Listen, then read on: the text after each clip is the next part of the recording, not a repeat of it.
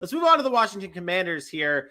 AJ, you and your love for Carson Wentz. I'm kidding. Christ. I'm kidding. Just put a ring on it already. Yeah, he should. Oh well, no, Carson Wentz already has a ring. Hey, you and Stewie can both be engaged. Oh goodness gracious! Okay, Carson Wentz. How does Wentz impact Terry McLaurin? Obviously, Terry McLaurin has been quarterback proof, but he hasn't had Carson Wentz as his quarterback. So how does that impact Terry McLaurin? Dude, Carson Wentz is still the best quarterback Terry McLaurin has played with in the NFL. Like we're talking about an upgrade from Taylor Heineke. Sure, he was fun. Sure, the crowd loved him when he won game one or when he dove for the pylon in the playoffs. But Carson Wentz is a better quarterback than Taylor Heineke. Carson Wentz is a better quarterback than what hipless Ryan Fitzpatrick would have been. The other part of it is Carson Wentz. What about Alex Smith? Is it? I mean, Alex Smith might have got there, but, then he went out like Theismann. So, again, I stay where I'm at. Anyways, I think Terry McLaurin, I don't want to say that it's going to be a huge, huge difference because in all honesty, like you said, McLaurin's been quarterback proof. He's been able to put up numbers regardless of who's been there. What I do think will happen is Terry McLaurin may be able to be a deep threat if they so choose to use him that way because Carson Wentz does like to throw the ball down the field.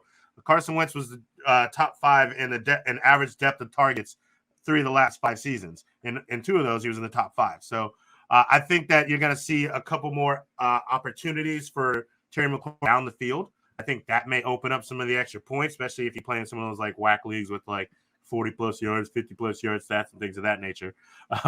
But other than that, I mean, he's gonna be able to show if he can be another year better with a quarterback that is better than what he's played with, for lack of better words to use. Terry McLaurin's gonna be Terry Mclaurin. Doesn't matter who plays quarterback. The problem is I'll say it again. Guy who can't catch. I'll say it again, and it's just so it hurts me because I love Terry McLaurin.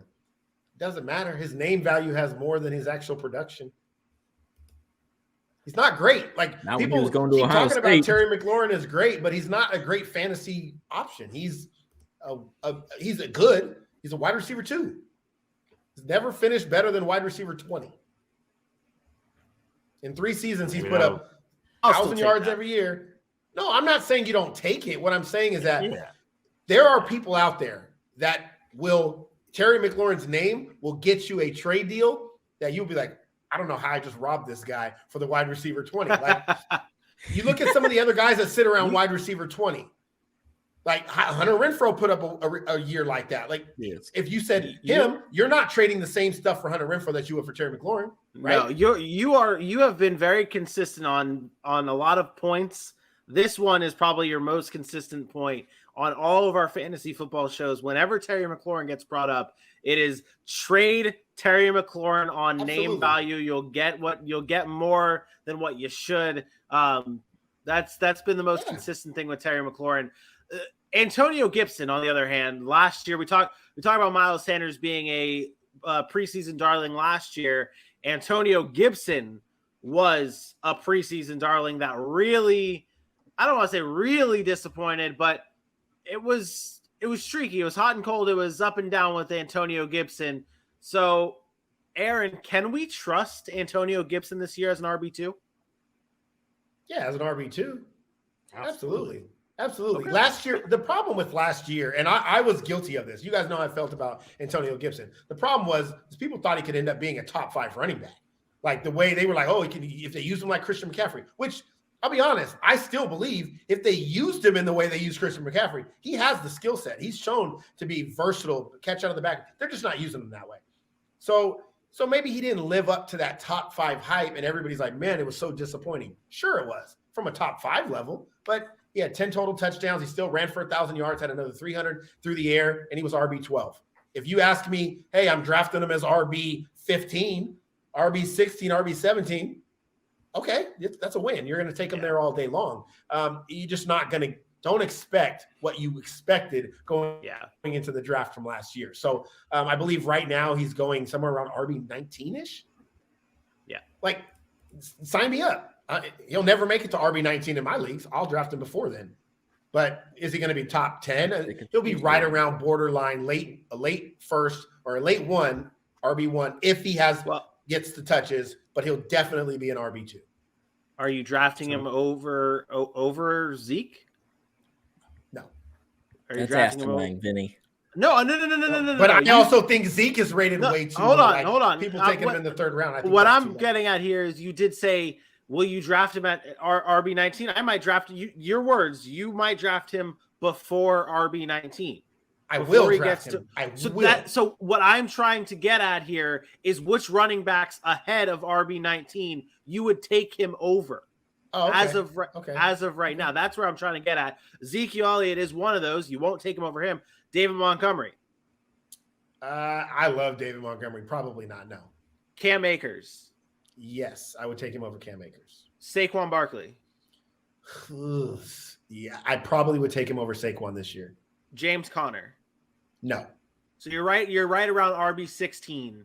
Right around RB16, RB17 for Antonio Gibson, because I don't think you're going to take Antonio Gibson over guys like Leonard Fournette, Aaron Jones, Alvin. You're not going that high. So RB17 is your highest on Antonio Gibson. Yep. One quick thing on this Antonio Gibson thought process.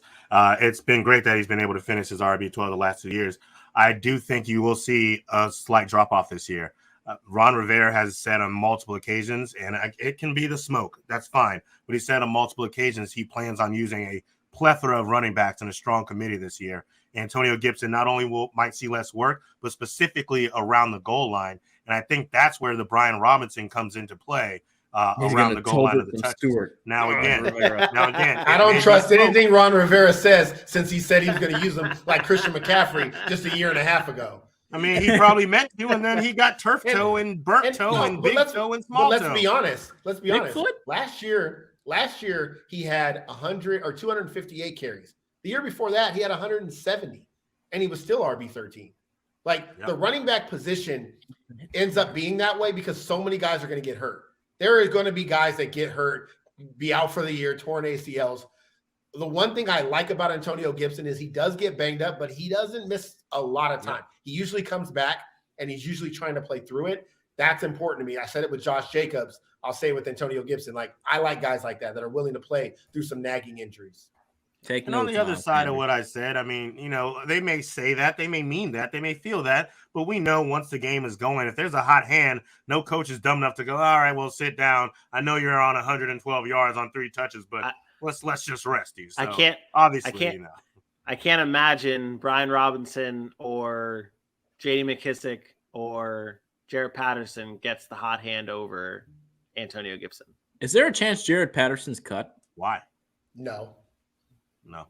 You telling me all 4 will make the roster, and then it's the Williams and others that'll get cut? They'll deactivate one every week.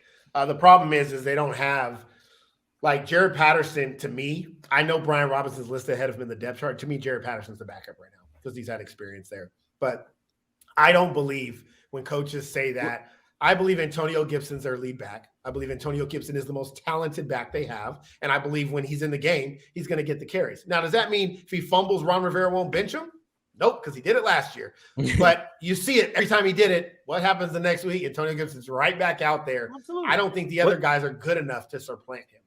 Which one of them becomes a tight end next year? That's what it is. Which one of them comes tight end? Brian Robinson's about a cheeseburger away from a right tackle. So Eddie Lacy, no. Eddie Lacy, no. Ate some Bojangles there. Hey, there's precedence. Those Bama running backs, man.